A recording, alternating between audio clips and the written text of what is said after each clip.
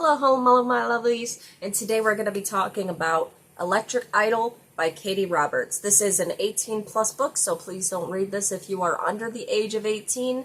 This book is filled with very many adult scenes. I'm putting that disclaimer in now, so we're going to talk about it. Without any further ado, grab a snack, grab a drink, and let's jump into it. Roll the intro.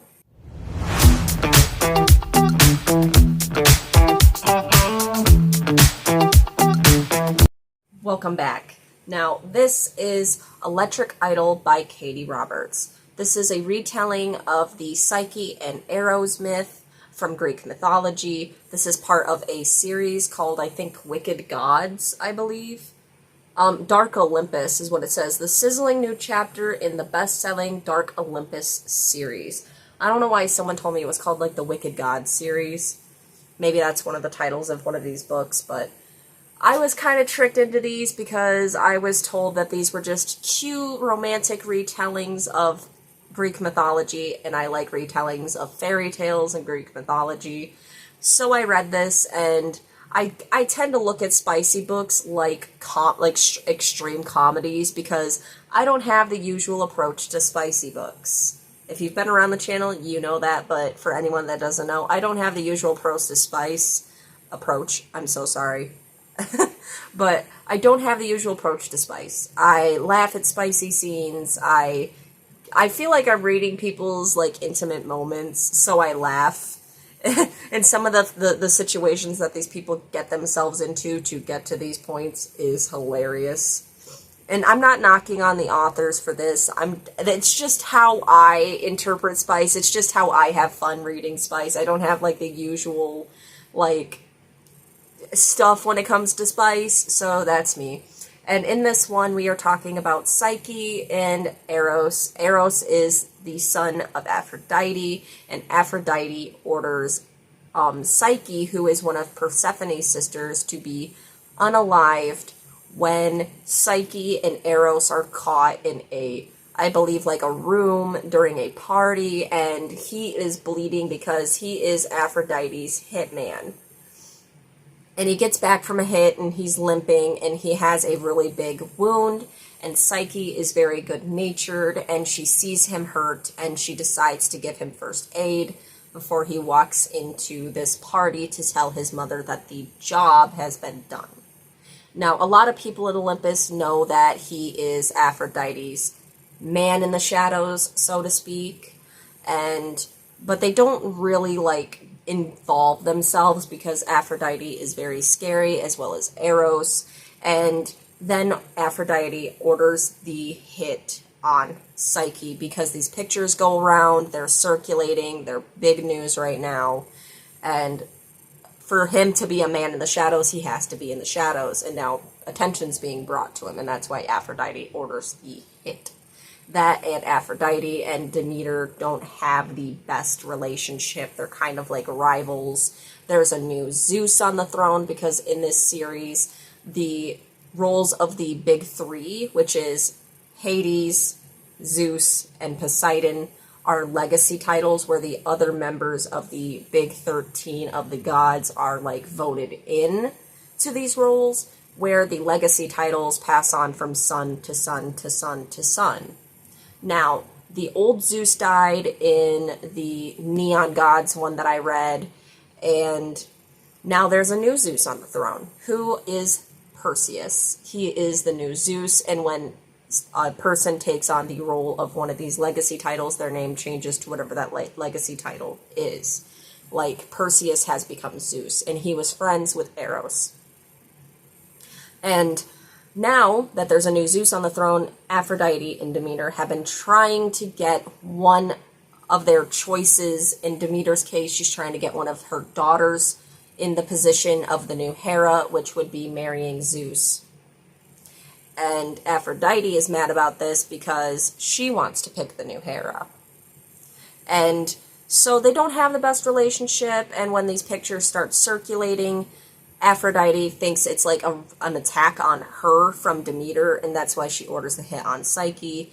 And Eros finds her Psyche's kindness to be like, he's never had anyone being kind to him before, even his mother. And so it's kind of a new thing when Psyche is nice to him and gives him first aid and actually treats him like a human being.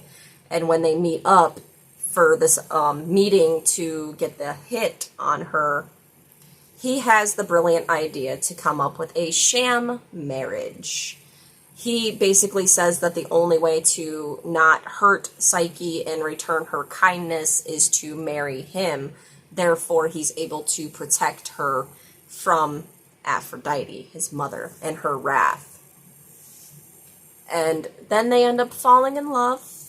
It's really cute, the way that they fall in love. I actually liked this one a lot better because Psyche is plus size, and a lot of issues are somewhat brought up. You know, the subject of like plus size clothing is actually very hard to find, especially when it's trendy clothing, and with Psyche being, you know, a socialite, one of the 13's children, she has to have, you know, perfect Instagram photos, which is like, I think it's called like Muse Watch. Instagram is called Muse Watch on here. And so I'm going to just say Instagram because that's easier. But like, she's an Instagram star, and it's really hard for her to find plus size clothing. She doesn't really like her body. She doesn't believe that anyone would actually fall in love with her. And that's very sweet coming from someone that is also plus size and also thought the same thing. So I found their relationship very cute, very...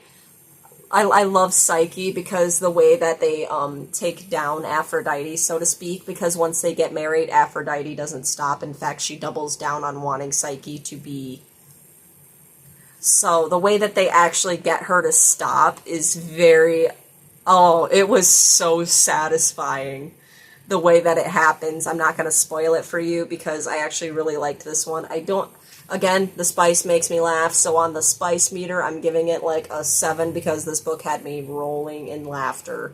So, it was cute. I really liked this. I really liked the fact that the author, Katie, made someone a main love interest, a plus-size character, because that's something you really don't see. You really see only, like, thin, tall, beautiful protagonists and love interests in romance books. So seeing someone that was plus size was very good and very refreshing for me. And I really do like how smart Psyche is. She's very sarcastic. She's very kind and caring. But at the same time, she has issues with her image and just everything about that, and I really liked this. I really liked this one, I think, better than the Hades and Persephone one, which is Neon Gods. But yeah, this book is 18 plus. I don't think I can stress that enough. It is 18 plus. Please do not read if you are under the age of 18. Okay? And I understand there's spice on Wattpad and AO3 and all that stuff, but I'm gonna put that in this video because I feel like that's what I need to do, okay? Like, it's 18 plus because there's a lot of smexy scenes in this. There's lots of clothes not being on people, if you know what I mean. So, yeah, if you like spice, you like Greek mythology retellings, you like a badass plus-size protagonist, I would read this. I really did enjoy this. I thought I liked this one better than the other one.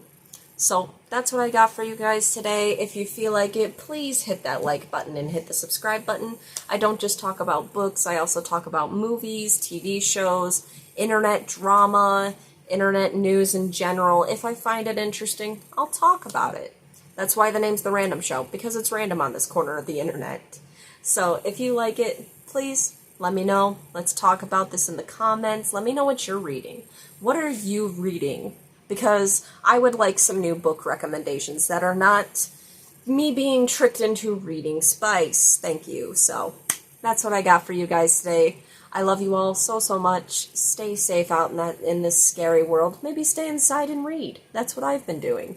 So I love you all so, so much, and I hope you have the best day.